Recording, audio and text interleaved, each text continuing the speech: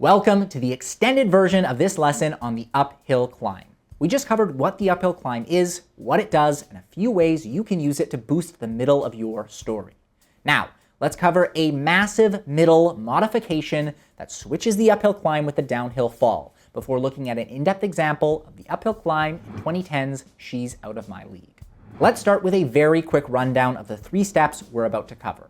We know the uphill climb is a positive phase that points toward the midpoint, where the protag sees a series of successes. The midpoint, which we'll cover in the next lesson, is usually an event or destination that may showcase something called a false victory, like in Raiders of the Lost Ark when Indiana Jones finds the Ark and achieves his goal at the midpoint. And the downhill fall is kind of like the opposite of the uphill climb, since it's a negative phase that showcases a series of failures. Sometimes, if you're consuming a story, you'll notice the uphill climb seems pretty negative. The midpoint seems awful, and then the downhill fall feels positive? This is normal, and it's a technique we can best describe as swapping the uphill climb and the downhill fall.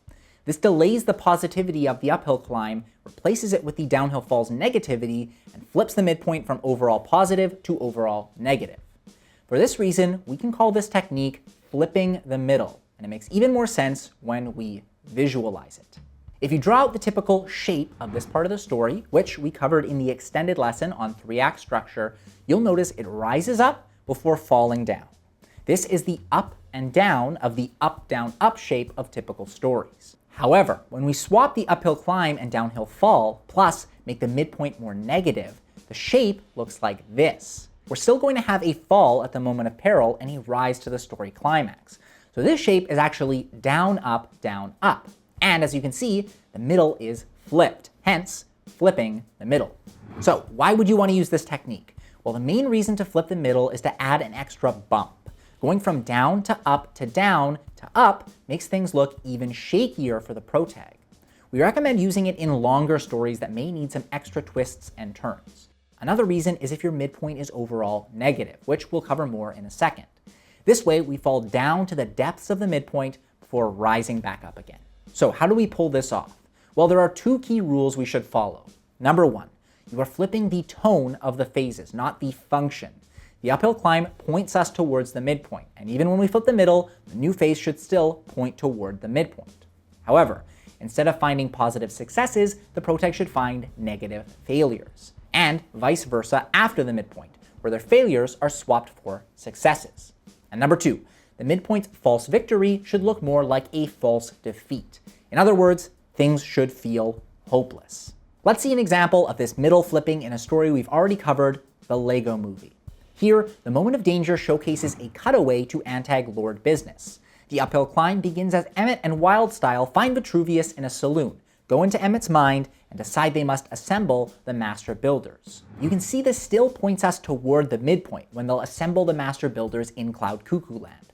However, they are attacked by Bad Cop and spend the rest of the uphill climb trying to escape and almost dying, which certainly doesn't have the positivity we'd normally expect of this phase. When they do assemble the Master Builders at the midpoint, Emmett fails to inspire them and Bad Cop bursts in, capturing most of the Master Builders and declaring Emmett as dead. This is definitely not a victorious midpoint, and it feels a lot like a false defeat, though still not as negative as the upcoming moment of peril.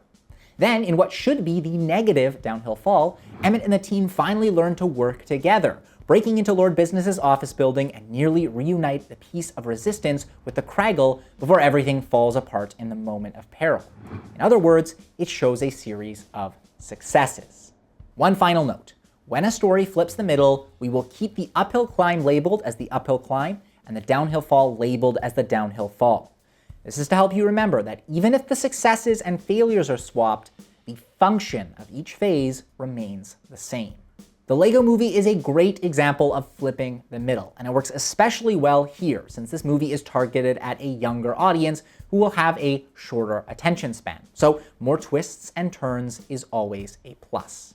Now, let's see the uphill climb in action with our in-depth example.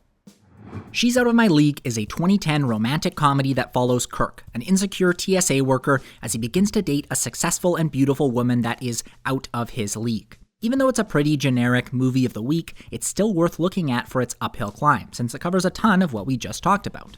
She's Out of My League starts with protag Kirk, a regular guy with low self-confidence trying to win back his ex. But everything changes when he meets Molly, a successful event planner, and returns her lost phone. The two end up going on a date, and right before the uphill climb, we get a moment of danger that showcases Kirk's best friend telling him that things with Molly will fail when she meets his family. So the uphill climb starts with, you guessed it, Molly meeting Kirk's family. They are surprised by how successful and attractive she is compared to Kirk, and stunned when she tells them how much she charges for her events. Kirk's ex gets jealous and tries to one-up Molly. Kirk's mother invites Molly to join them on their family vacation, and at the end of lunch, Kirk beats his brother at an indoor hockey game.